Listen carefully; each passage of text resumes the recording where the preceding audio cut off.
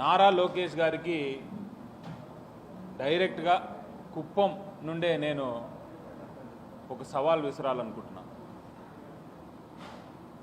మీరు కుప్పం నియోజకవర్గానికే రండి. 2014లో మీ మేనిఫెస్టో తీసుకొని కుప్పం నియోజకవర్గంలో బస్టాండ్లో కూర్చుందాం, నువ్వు నేను 2019లో మా మేనిఫెస్టో తీసుకొని వస్తా. మీరేం చేసినారో మేమేం చేసినారో మాట్లాడుకుందాం. దానివల్ల ప్రజలకి ఎవరు న్యాయం చేస్తూ ఉన్నారు, ఎవరు నిజాలు చెప్తా ఉన్నారు, ఎవరు అనవసరంగా టైంపాస్ కాక ఇట్లా తిక్కగా రాస్తూ ఉన్నారు అనేదన్నా బయటపడుతుంది. ఈరోజు రామచంద్రారెడ్డి గారు చిత్తూరు జిల్లాకే కాదు ఒక రీజియన్కి మొత్తం కూడా పెద్ద దిక్కై నూతనంగా ఎలక్ట్ అయినటువంటి మాలాంటి ఎంతోమంది శాసనసభ్యులు కానీ ఎమ్మెల్సీలు కానీ ఆయన గైడెన్స్ కోసం, ఆయన ఏదైనా ప్రాబ్లం ఉంటే ఆయన దగ్గరికి వెళ్ళి చెప్పడానికి ఎంతోమంది వెళ్తూ ఉంటారు.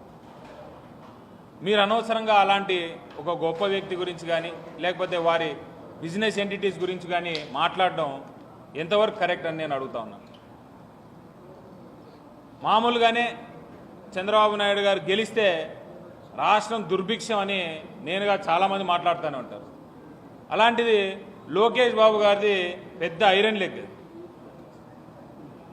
రాక కుప్పానికి వచ్చాడు, మున్సిపాలిటీ అవుట్ మాంఫట్ అయింది. మొత్తుగా అని చెప్పినారు లోకేష్ బాబుకి, రావద్దు బాబు, నువ్వు కుప్పానికి రావద్దు, నువ్వు రాకపోతే గెలుస్తావని టీడీపీ వాళ్ళే చెప్పినారు. అయినా ఆయన వినలే. నేను కుప్పానికి వస్తా అన్నాడు, వచ్చాడు.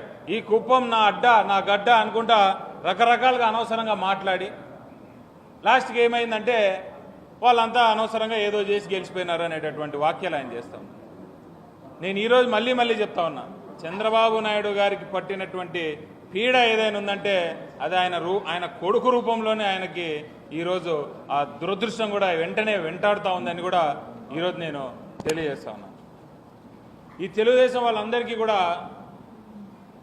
వెంటనే ఇమ్మీడియట్గా ఒక దొంగ పని చేసి అది హైలైట్ చేయడం బాగా అలవాటు. కుప్పంలో కూడా వాళ్ళంతకు వాళ్ళే కరెంట్ ఆపేసి బాధుడైనటువంటి కార్యక్రమం ఒకటి చేసి, అంటే వాళ్ళు బాధుడు జరుగుతూ అంటే వెనకాల ఒక లైట్ కూడా మండుతూ ఉంటుంది. కొన్ని చోట్ల శాంతిపురంలో ఒక చోట వాళ్ళే కావాలని ఫోన్ చేసి కరెంట్ మండిపోతూ ఉంది, ఇక్కడ ఏదో కాలిపోతూ ఉందంటే న్యాచురల్గా ఫస్ట్ ఏం చేస్తారు, కరెంట్ ఆపేస్తారు. అట్లా ఆపేస్తే వాళ్ళు ఆ ప్రోగ్రామ్ చేస్తారు. కరెంట్ ఆపేసినారు, బాధుడు కరెంట్ రేట్లు పెరిగి మొన్న ఒక 3 months బ్యాక్. ఇలాంటి చెత్త ఆలోచనలు, వెరైటీ, అంటే మనుషుల్ని ఏ రకంగా మోసం చేయాలనేది తెలుగుదేశం పార్టీకి తెలిసినంత బాగా, అది కూడా కుప్పంలో ఏ రకంగా మోసం చేయాలని చంద్రబాబు నాయుడుకి తెలిసినంత బాగా ఇంకెవరికీ తెలియదు. మీరు మీ జీవితం అంతా మోసాలు చెప్పుకుంటా ప్రజల్ని అన్యాయంగా ఈ భ్రమలో పెట్టుకుంటా నిజాయితీగా నిక్కచ్చిగా 30 ఏళ్లుగా రాజకీయం చేస్తున్నటువంటి దేవుడు లాంటి మనిషి రామచంద్రారెడ్డి గారి మీద ఇలాంటి చెత్త వాక్యాలు రాసినా ఎవరు నమ్మరని కూడా నేను తెలియజేస్తాను.